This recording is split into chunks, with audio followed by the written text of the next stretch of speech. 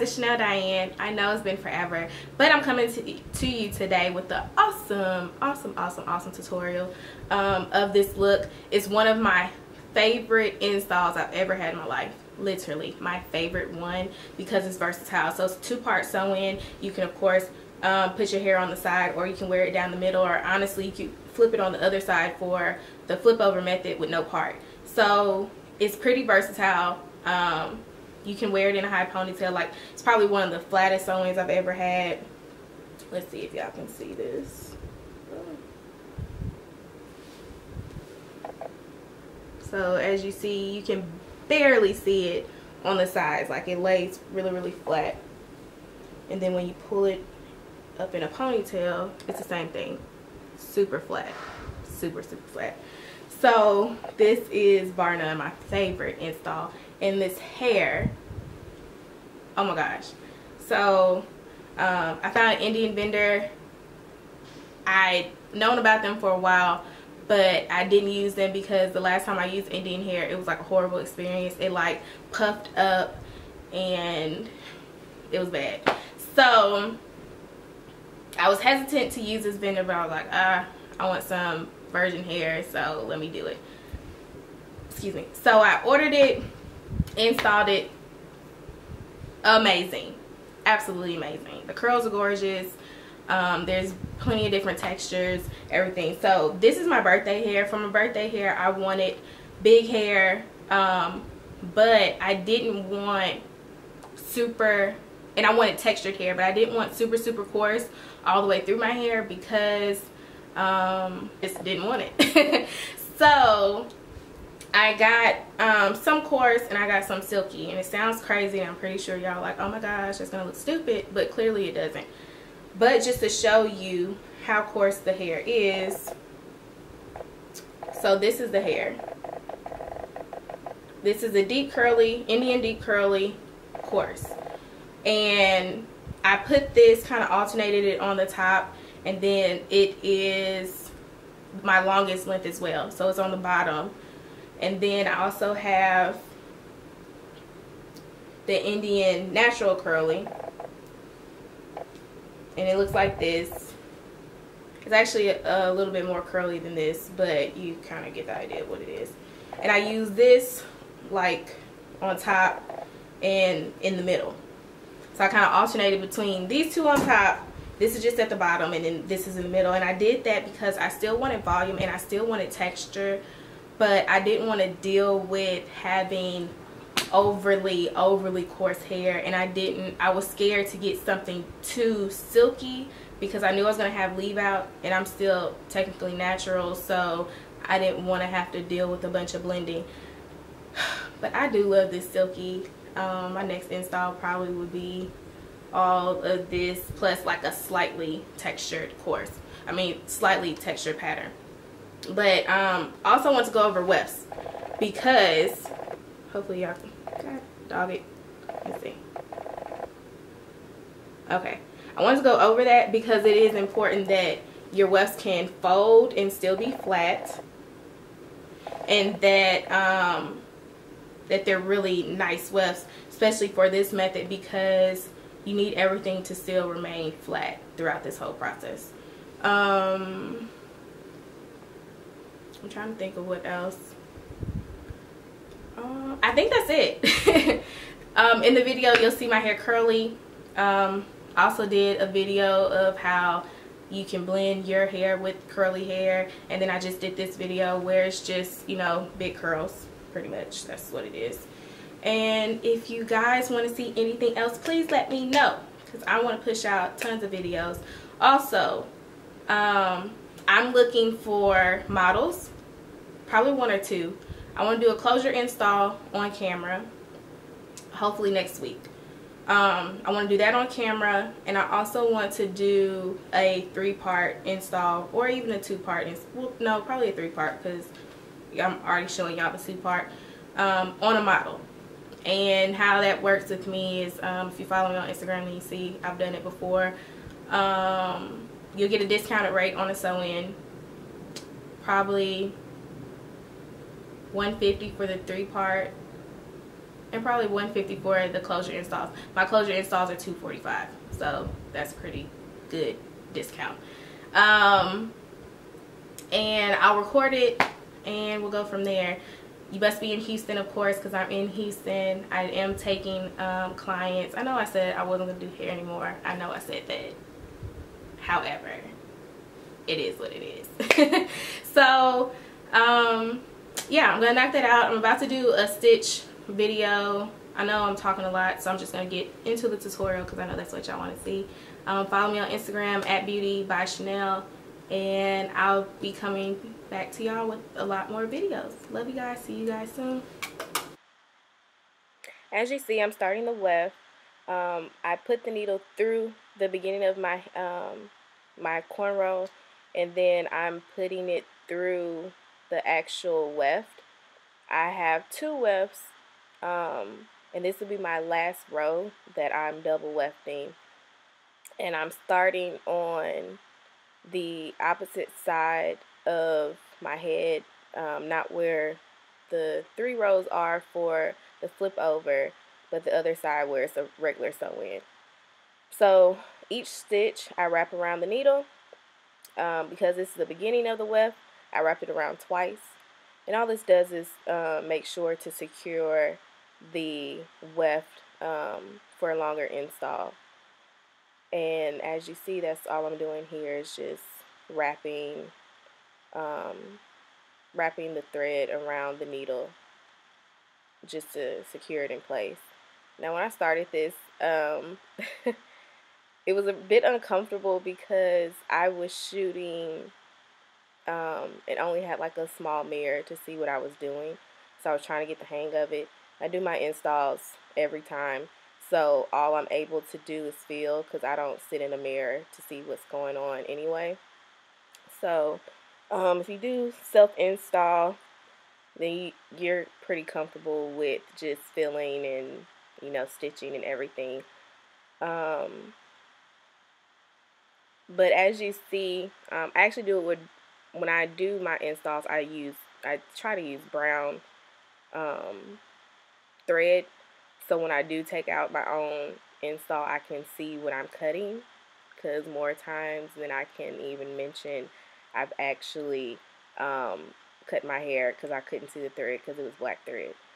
So this time around, I made sure not to do that. Unfortunately, guys, I did not record my braid pattern because honestly, I was just exhausted. So yeah, I didn't record that, but I do want to do another tutorial for a 3-part sew-in using a client, and then I'll actually show her braid pattern and everything. But I may attach like a picture. If I find a braid pattern on Google, I may attach that just so you can get an idea of the braid pattern that I use. And right now, I couldn't have the double wefts all the way around my head because that's where the like the other part is, and I needed that to be as flat as possible when I flip it over. So I had to flip the tracks over and then continue sewing it to go back around where I started. And I guess this is actually the last double wefted row.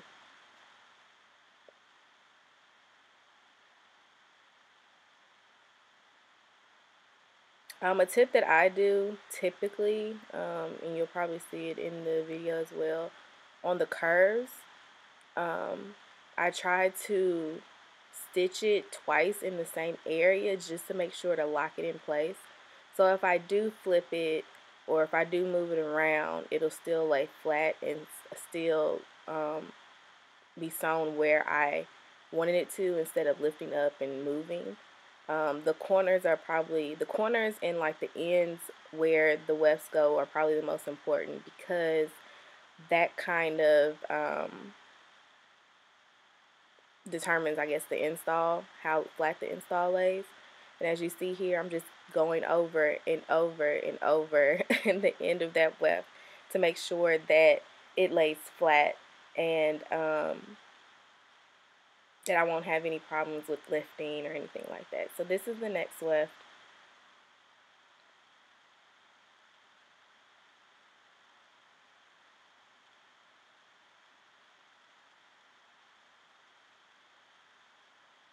So you'll see me trying to put the needle through, but I just got this bundle hair wefted, and I used 2 different vendors. Yeah, that needle was not going through at all. So I'm just doing the same thing, starting my weft, stitching, and just doing the same thing throughout, making sure that each time that I make a new stitch, that I wrap the thread around it to make a knot and secure it in place. And that's really all I'm doing.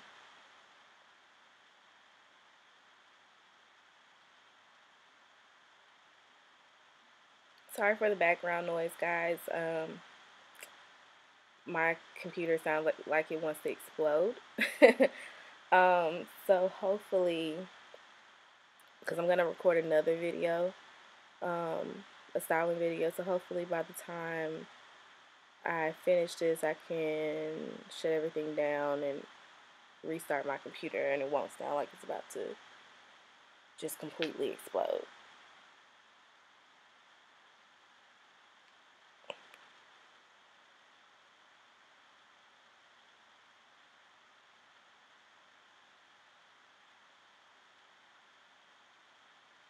Oh, and while I'm thinking about it, let me know how you guys like the new quality of this camera. Like I told you before in a previous video, I really didn't want to do any new tutorials until I got a better quality video, because honestly it's a disservice to y'all to not have good quality. If you can't see what the hell I'm doing, there's no point in making a video.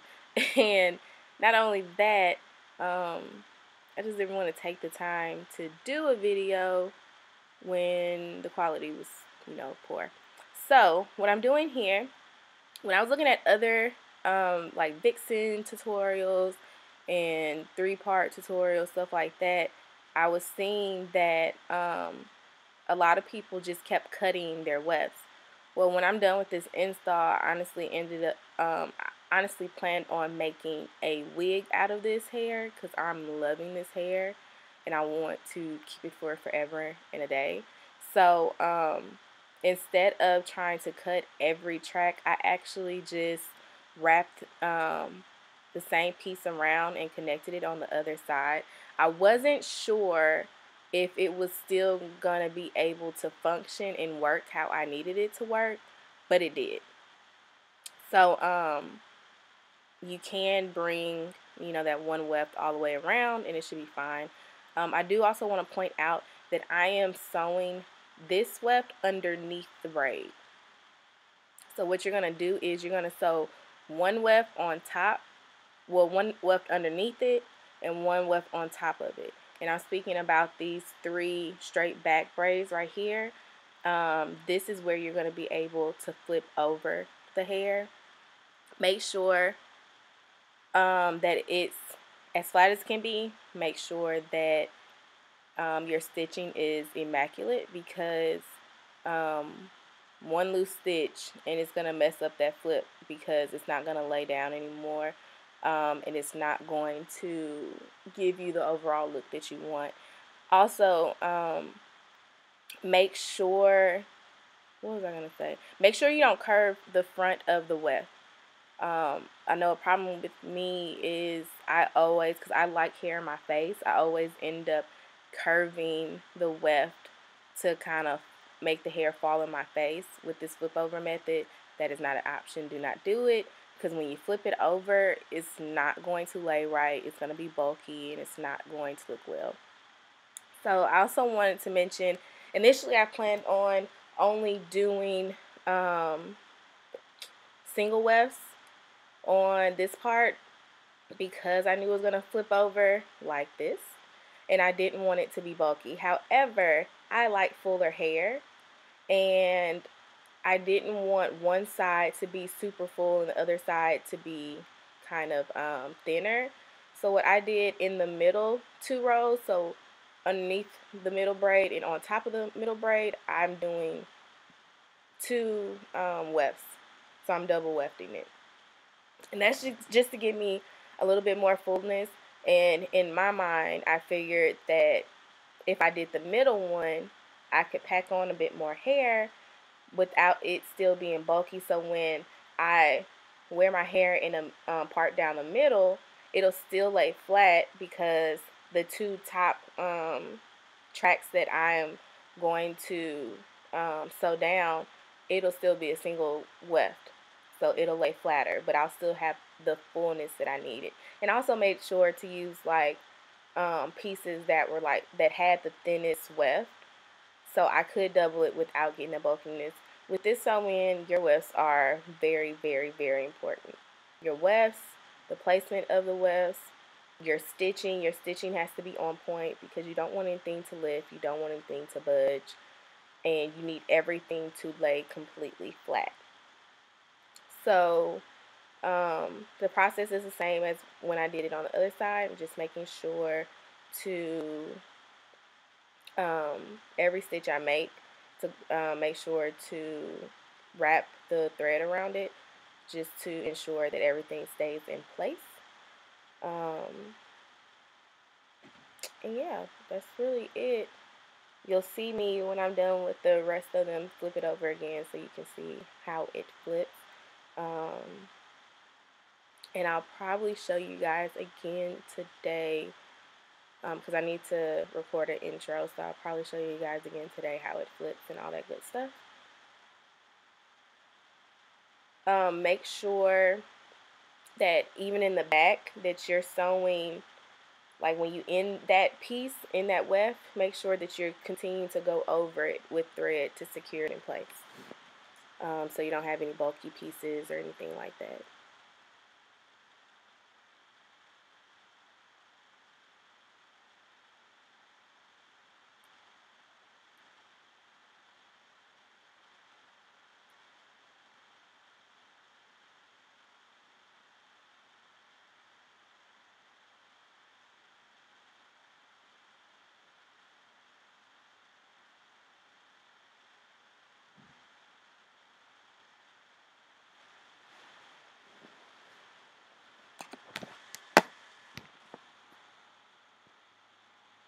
So I just decided to bring a piece of that left over, because what I find with my installs when I do self installs, because I can't see the back, I'll sometimes have a gap of like hair that's, you can still see my my braids and everything. So I just brought it over for extra security and more coverage. And I think I have, is this my last one? I believe this is my last one. Nope, I have one more after this. So with these wefts, there was like no way possible that I was going to be able to go through the wefts. Like this weft was wefted with steel because I could not get that needle, and I used my sharpest needle. I couldn't get it through the actual weft. So I'm just doing the same thing, just going over it.